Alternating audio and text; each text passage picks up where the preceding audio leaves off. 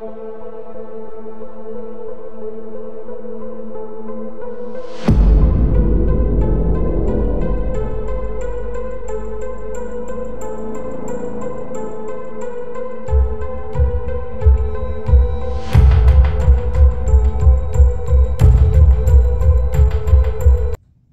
guys, I'm back in Texas. I'm still about 8 hours, 9 hours away. Texas is pretty big. Several of you left comments in the comment section from my past van vlog that you wanted to see the scenery. Well, I recorded it as I've been driving. So you're going to see some pretty interesting sights in this video. But this is about James Churchward. At the book tree in San Diego and at my buddy Jesse's place, you'll see him in this video.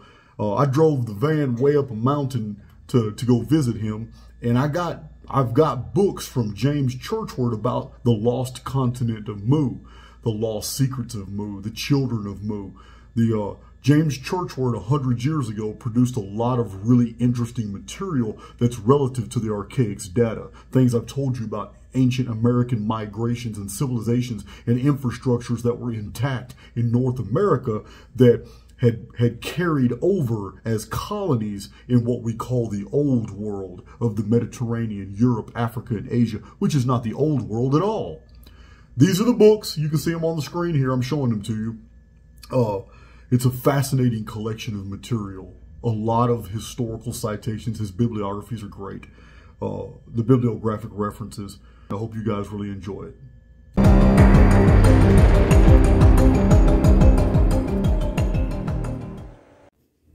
For the benefit of those who have not read The Lost Continent of Mu, a short synopsis of its contents follows, as penned by James Churchward. The land of Mu was a large continent situated in the Pacific Ocean between America and Asia, its center lying somewhat south of the equator. Basing its area on the remains which are still above water, it would have been about 6,000 miles from east to west and about 3,000 miles from north to south. All the rocky islands, individually and in groups, scattered over the Pacific Ocean, were once part of the continent of Mu. Cataclysmic earthquakes rent Mu asunder.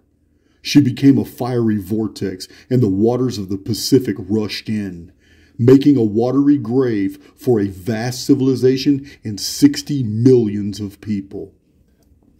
Easter Island, Tahiti, Samoa, Cook, Tongass, Marshall, Gilbert, Caroline, Marianas, Hawaii, and the Marquesas are the pathetic fingers of that once great land, standing today as sentinels of a silent grave.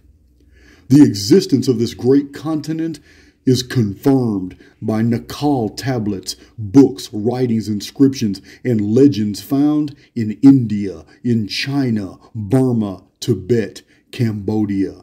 Ancient Maya books, inscriptions, symbols, and legends found in Yucatan and Central America. Remains, inscriptions, symbols, and legends found among the Pacific Islands. Stone tablets found in Mexico near Mexico City. Cliff dwellers' writings and inscriptions found in Western North America. Books of old Greek philosophers. Books and writings of the ancient Egyptians. Legends throughout the world. These confirmations are all given in the lost continent of Mu. They show that there was once a large continent of land in the Pacific Ocean called the Land of Mu. On this great continent, man made his advent on Earth about 200,000 years ago. I interject here in Churchward's narrative. You guys know in the Archaix research, I don't go beyond 5239 BC. I do not agree with his 200,000-year-old assessment. Continuing, the land of Mu and the biblical Garden of Eden were one and the same land. Both the Nakal and the Mexican tablets show clearly that man is a special creation. They also show in what way he differs from all other creations. An account of the creation is given in both sets of tablets, which is very similar to the biblical account. At the time of Mu's destruction, her people were in an exceedingly high state of civilization.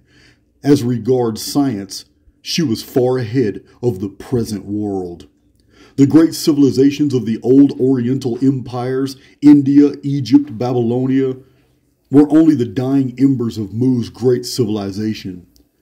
They were her children who withered and died without her care. All tablets, inscriptions, and writings which I used in the lost continent of Mu are accompanied by keys for reading them. Every assertion made is accompanied by reasonable proof. The facts are there. The theories will have to take care of themselves. I wish it understood that what is revealed of the past in my writings must not be considered discoveries by me.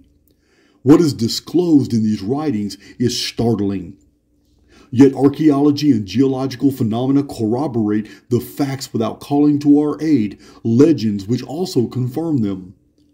Lao Tse, the Chinese sage 600 BC, speaks of the great learning and advancement of his prehistoric forefathers.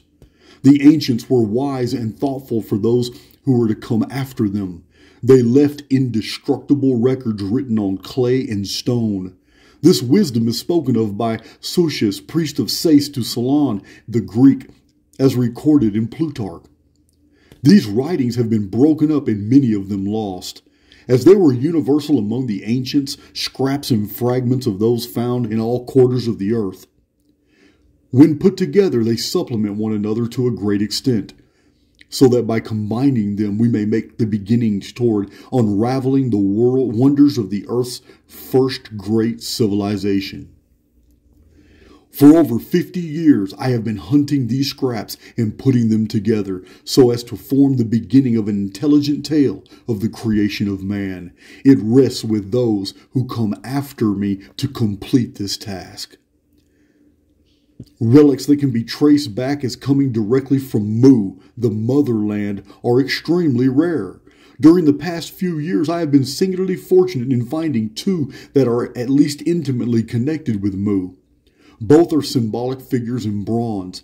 They were either made in the motherland or in one ancient place, Ugar, the cities of the eastern half of the great empire, which was destroyed by the north running wave of the last magnetic cataclysm, which was known as the biblical flood. This wave destroyed all that country over which it ran. The people were drowned and the cities washed away or buried under the drift. The Ugar capital city today lies under 50 feet of boulders, gravel, and sand. It is situated in the Gobi Desert, which today has large areas of rock only, the soil and everything with it having been washed away by this flood.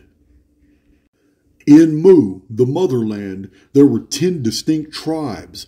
Although they were physically easily differentiated, there were few variations in language, and these only of a minor character. A greater change is seen in their glyphs and writings. In the motherland, each of her people occupied its own territory, and when various tribes took part in the colonization of a new country, they did not settle down indiscriminately, but each tribe took its own land and built its own cities as their fathers did in Mu. They settled down adjoining each other and forming a homogeneous whole. This original form of isolation grew with time so that the tribes eventually became separate peoples and finally separate nations. And as the isolation became greater, changes in language began to creep in.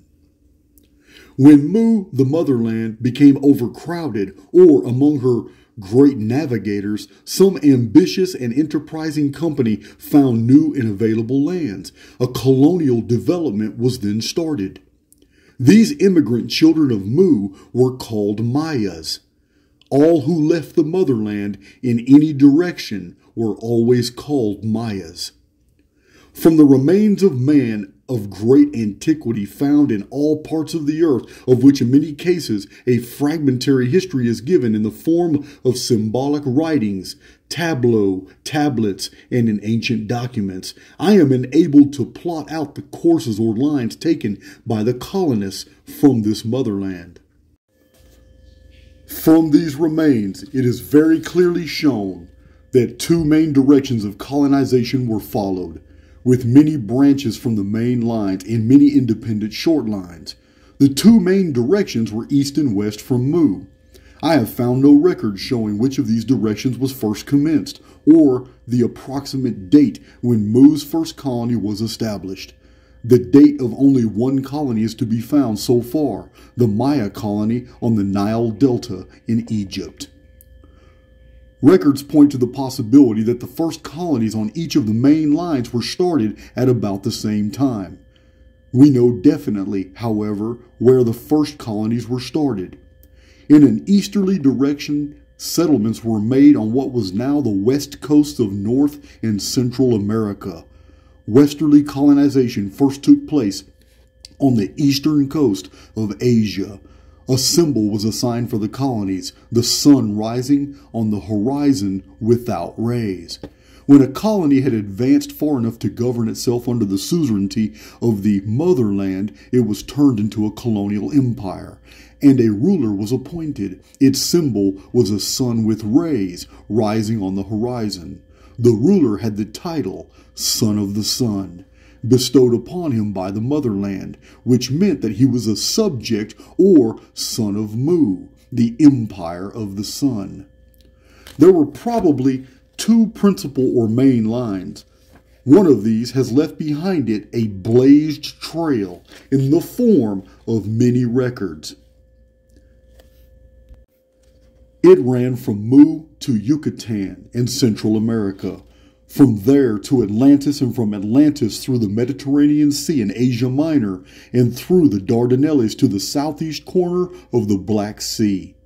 From the west coast of America, a branch ran down the west coast of South America, traceable as far as Chile. From the east coast of Central America, a branch ran down to the east coast of South America, traceable as far as Argentina. Another branch ran to the north and east, ending in Scandinavian Europe. From Atlantis, branches ran to southeastern Europe and northwestern Africa. Along the Mediterranean, branches were thrown out north and south, and last of these Mediterranean colonies was the Nile Delta, Lower Egypt. This line I have called the Eastern North Main Line. The other Eastern Main Line has no records, only evidences and an ancient map. It started from the southwest of the motherland to South America. From the west coast of South America, it passed through canals to the Amazon Sea, now the Amazon Swamp. After passing through the Amazon Sea, it crossed to East Africa with probable calls along the southern shores of Atlantis for supplies. There were three other very important eastern lines from Mu that went no farther than America. First, to about Nevada. Second, the Mexico Valley. Third, to Peru. The canals mentioned above are still in existence, but in a broken, wrecked condition. They are found on the top of the Andes Mountains near Lake Titicaca. Remains of an extremely ancient people are found from Alaska to Cape Horn. One prominent fact stands out boldly. No very ancient remote remains of mankind are found close to a shoreline. This I will take up later. Remains of 3 or 4 civilizations are found in our western states. All but one are shown to have been destroyed by cataclysms, and the remaining one was destroyed by the raising of our western mountain ranges. Utah, Nevada, New Mexico, Arizona, Colorado, Mexico, and Central America afford the archaeologist today one of the most prolific fields to work in. Nowhere else on Earth is there such an abundance of varying material for him to study. Not only this, but some of the oldest records of man are to be found among the archaeological wealth, dating far back into the Tertiary era, with some few cases probably extending back as far as the Miocene period. Okay, this is an Archaix interjection. You guys know I'm not a uniformitarian, although James Churchward was influenced by uniformitarian principles. Now, the Miocene period here is mentioned because these finds, these pyramid cities that were found near Mexico City by Niven, distributed among the ruins are human skeletons and the skeletons of Miocene creatures. Now, these are three-toed sloths, giant sloths. These are giant bison, mastodons, and saber-toothed tigers. So this is why Churchward dates some of these ruins to impossible periods. He didn't take into consideration the vapor canopy period where these animals were normal and quite recent. Okay, interjection is over. These remains are hoary with age. There they stand awaiting intelligent, sympathetic, believing students who will listen to their tales and truthfully recount what is told. The student must read the writings on their wrinkled and weathered faces and interpret them intelligently. They are too old and venerable to be bluffed into giving up their secrets. The student must come to them with an open mind, capable of receiving what they tell him. He must come to them knowing their language and their alphabet. The evidences which tell of these civilizations vary from flint arrow and spearheads to exquisite pottery, jewelry, and paintings, even to great cities built of concrete and stone. The Quetzals, who were the first people to occupy any part of North and Central America, have left nothing but traditions behind them, unless some of the oldest remains of men which have been found belong to the Quetzals without our knowing it, which is quite possible. In my book, The Lost Continent of Mu, I gave a few out of the many legends about the Quetzals, to which an additional note must be added here. Back in the 1890s, during my trip to Central America, I obtained from Indians the information that far back in the dense forests of Honduras and Guatemala, there still exist villages of blonde white Indians. One of these Indians claimed to have lived for several weeks among their villages. He obtained from them the most authentic account of the Quetzals that I have ever heard. Their language is Maya, and they claim that they are the descendants of those who fled the forest when their King Quetzal was conquered and overthrown. Now, very few writers on Yucatan have said anything about the Pygmies. Yet they must have been an important little people, judging by what they have left behind. For all along the coastline of eastern Yucatan and on many of the islands lying off the coast are to be seen their little houses and little temples. Among the natives of this region are found many legends about the Pygmies who once lived there, and not so very long ago. In Nisquete, Mexico, and elsewhere are to be seen many of their stone remains. Everything about them is dwarfed. The rooms are small and the ceilings are low. On an island of Cazumet, there is a little temple whose doorway measures only 3 feet in height and 18 inches in width. This is a typical doorway among the Pygmy civilization. The question is, are they all extinct in America? I am told not. For when I was in the British Honduras, I was informed that hunters and explorers occasionally meet them back in the dark alleys of the mountains. They are about 3 feet tall with dark complexions and an abundance of very long black hair. It is said that they speak the Maya tongue fluently. When the motherland started out to people the earth, North America and Eastern Asia were the 2 lands where she planted her first colonies, so that here, in our home, we may look for the earliest records of men. Not in Europe, not in Egypt, or in Babylonia. There were the tail enders. Going to these countries to find the early records of man is like a shepherd going everywhere to find a lost lamb while he is carrying it under his arm all the time. Let us commence by mentally carrying ourselves back to that time when the first men trod American soil, and reconstruct a probable scene.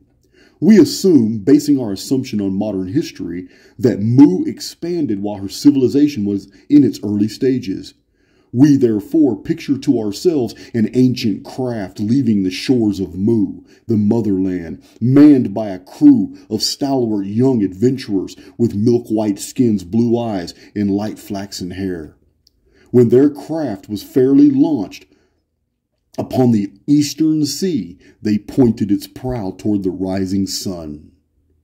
They were called the Quetzals in the motherland on account of their making the venomous serpent Quetzalcoatl their symbol for the creator and creation.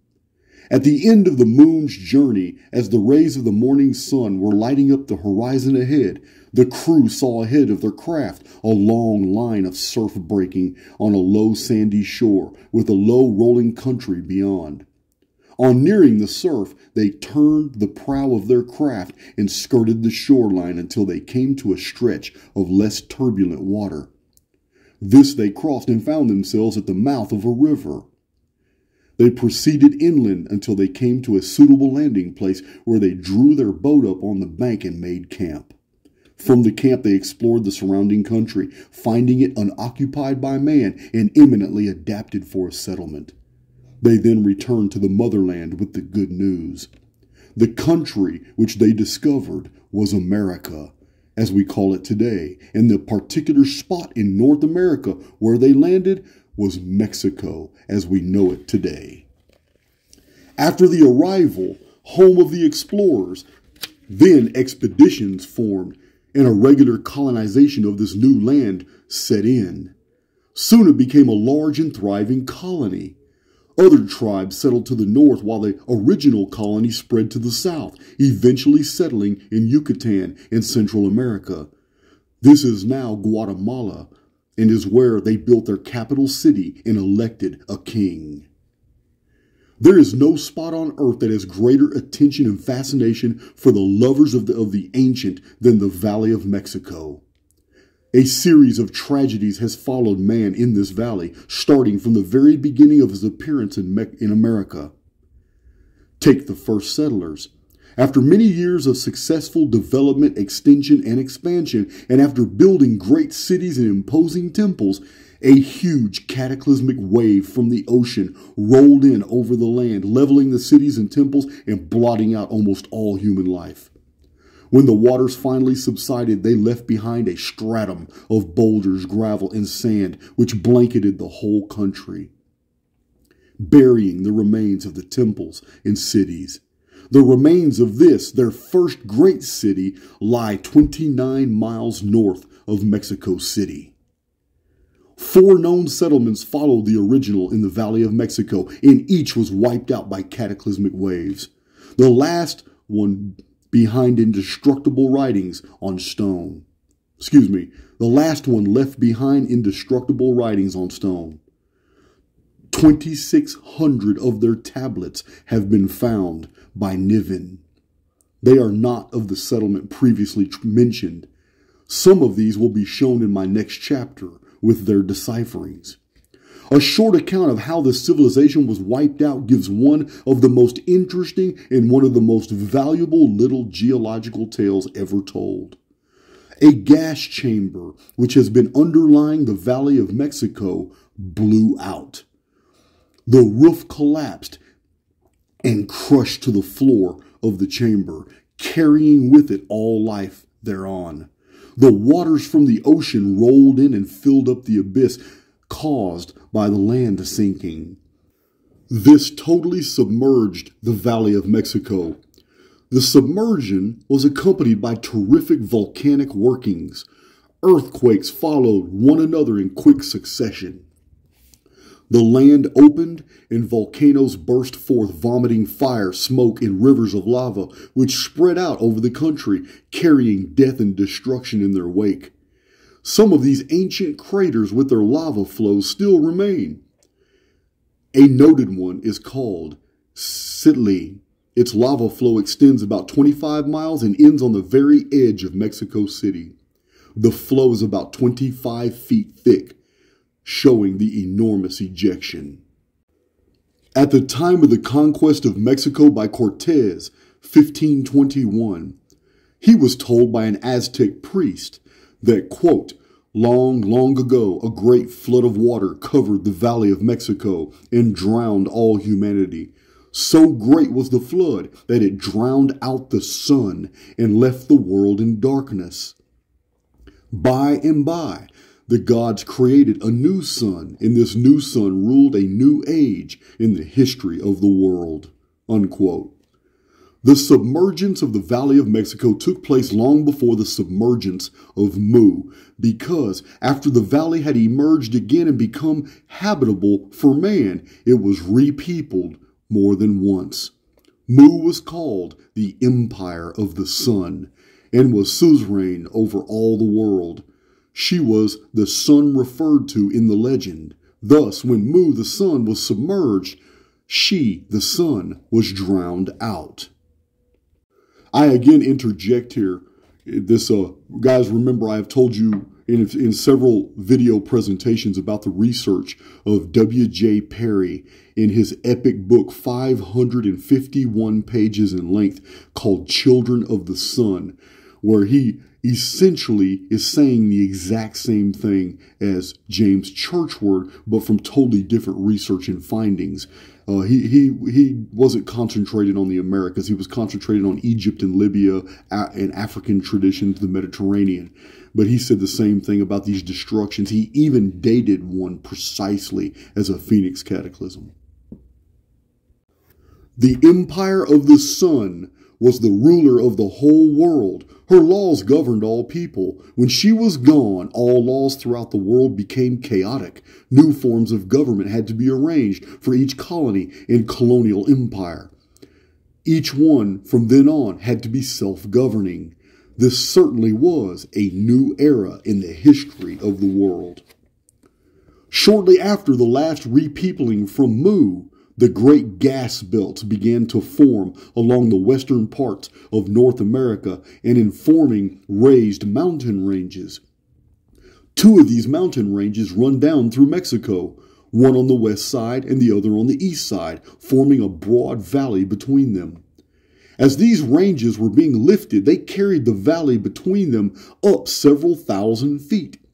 If at that time these mountains were being raised, and Mexico was inhabited, it is safe to say that nearby all of the people perished, as was the case in all other cases where the areas where these mountains were raised. The various phenomena which are shown throughout the Valley of Mexico today demonstrate without the possibility of controversy that the mountain ranges in western North America are not older than 11,500 years, if even that old. The two Mexican ranges are continuations of the Rocky Mountain and Cascade ranges. The bed of the Valley of Mexico during its submergence was a stratum of boulders, gravel, and sand, interspersed with seashells, which were brought in by the flood from the ocean waters when they filled up the abyss caused by the sinking land. Evidently, the water was not very deep, nor was the land very long submerged, as there appears to have been sufficient pressure to form a very solid, compact rock. Today, it is found as a crumbly, unfinished, immature conglomerate rock called tepetate in Mexico. This tepetate rock is found not only in the valley itself, but high up on the mountain sides which surround it. How long afterwards it emerged again is not known, but from the character of the rock, if we may judge from that, it could not have been very long underwater, comparatively speaking. A civilization occupied the land again, and after it emerged. This civilization was also wiped out by a cataclysm from the ocean. This clinches the fact that the Mexican mountains are of recent origin. The Mexican mountains being of recent origin and being continuations of our own western ranges in the United States proves that all of the mountain ranges in the western North America are of very recent origin. I just read to you most of the material between pages 11 and 24, but I'm going to skip over from 24 all the way to page 70 where he begins to address South America. Remember, guys, These books are available. I'm merely trying to induce those of you who are very serious about your research to find these books and read them for yourselves. Many of the things that I have told you in Archaix and shown you from other data points and data sets are very well supported in this man's 5 books. Page 70. There is an unpublished Peruvian manuscript in the British Museum, London, written in the beginning of the year AD 1631 by a Jesuit priest named Anelio Olivo, which states that the ancestors of Manco Capac, who founded the Inca dynasty, were colonists from Central America called Quiches. The native language of Peru today is called Quiche, from the Quiche branch of the Mayas. Manco Capac was evidently a descendant of one of the royal family of the motherland, the Empire of the Sun. For when he ascended the throne, he assumed the colonial empire title, Son of the Sun. Out of this came the myth that the celestial orb was his paternal parent.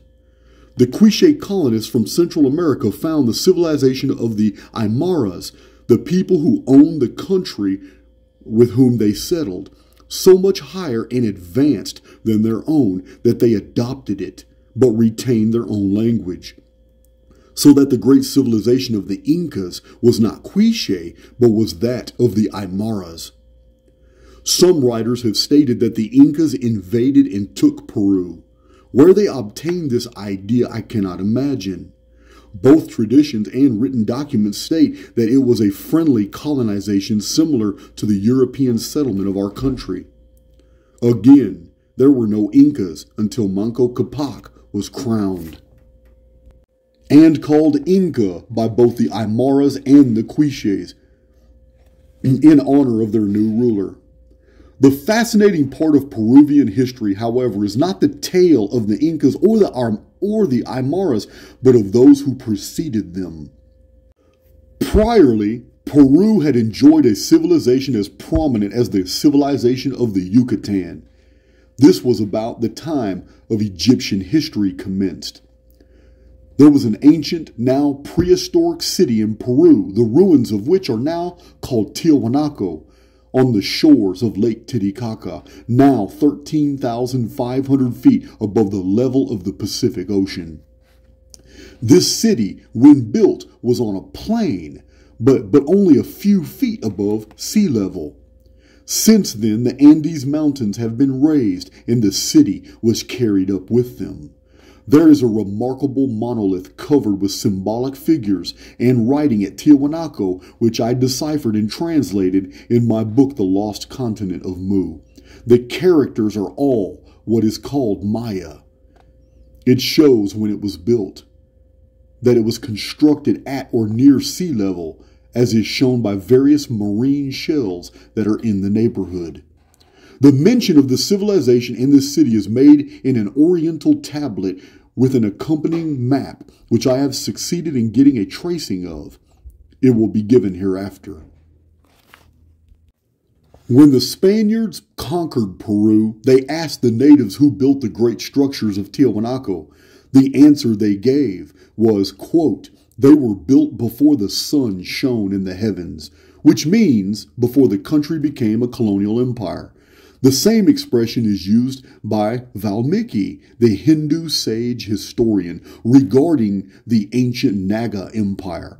And he says, quote, "Before the sun has risen above the horizon." This is a very important data point, guys. Remember, Tiwanaku was built and was destroyed because of a prophecy of the coming of the sun. What we are told here is that this civilization high up in the Andes Mountains, which wasn't built high in any mountains, it was built at sea level, was actually built during a time when the sun did not shine in the sky. Therefore, it was the vapor canopy period infrastructure. Due to the cataclysm, the mountain range was thrust high. And this is what I've told you in other presentations about Tiwanaku and Lake Titicaca. Here we find it in the writings of James Churchward. And like I said, he provides a whole bunch of different evidence and even cites, ancient texts that I wasn't even familiar with. So I wasn't even familiar with the fact that in ancient India, there was a great Naga empire that also believed that it existed prior to the appearance of the sun in the sky. These are data points that are just very interesting concerning vapor canopy chronology. So now I'm going to skip over to page 197 because I found something interesting I wanted to bring to your attention.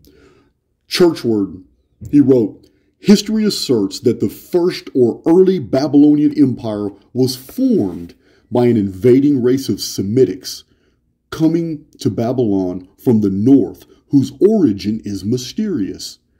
History is partially right and partially wrong. First, there is no mystery about the origin of the Semitic race, which came from the north. They had left the motherland, Mu, and first made a settlement in Yucatan, calling their city Zahia, the remains of which are to be found a few miles from Uxmal.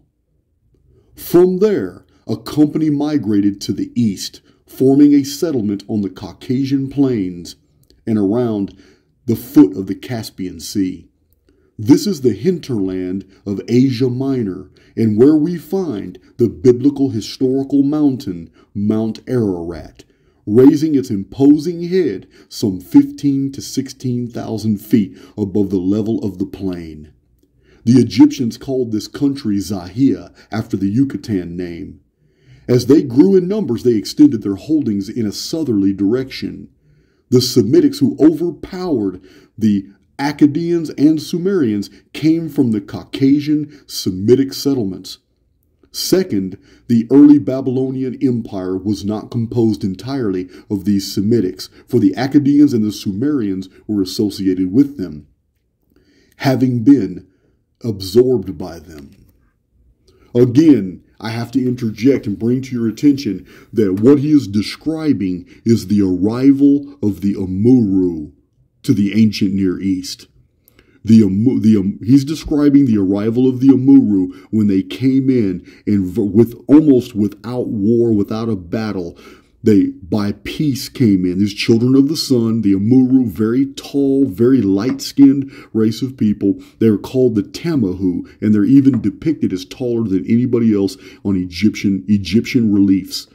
Anybody can do their own homework and see that the Tamahu were a basic white people, and they were much bigger and taller than the locals in the Near East, and they had come in and they had set up a whole new infrastructure, a new city. They called it Mari, and the kingdom of Mitanni. They overrode Babylon, Assyria, Sumer. This is the story of history as I have conveyed to you guys from the writings of people like Albert T. Clay, a biblical scholar and historian from over 100 years ago, Harold T. Wilkins. This research is fascinating. James Churchward, he uses more cultural or ethnic names attached to different texts. He's not using the names that are found in the cuneiform of the Near East, and that's fine. He's still talking about the exact same people, the exact same invasion of people. This is why I've described to you in my prior presentations that the same dynasty, the same rulers were all of the same dynasty. These children of the sun were Amurru ruling in the Hittite Empire, the Amorite Empire, the Assyrian Empire. The fifth dynasty of Babylon was the Amorite dynasty, and anybody can see that in any Bible dictionary or encyclopedia. The fifth dynasty of Babylon was Amorite. So these Amurru, they had taken over. The Egyptians hated them and called them the shepherd kings. They called them foreign rulers, but they had taken over Lower Egypt around the Great Pyramid area. What we have here is a totally different source of data. This is the research of James Churchward, which is basically telling you the exact same story that I have presented in over 400 videos in the Archaix research and in my published books.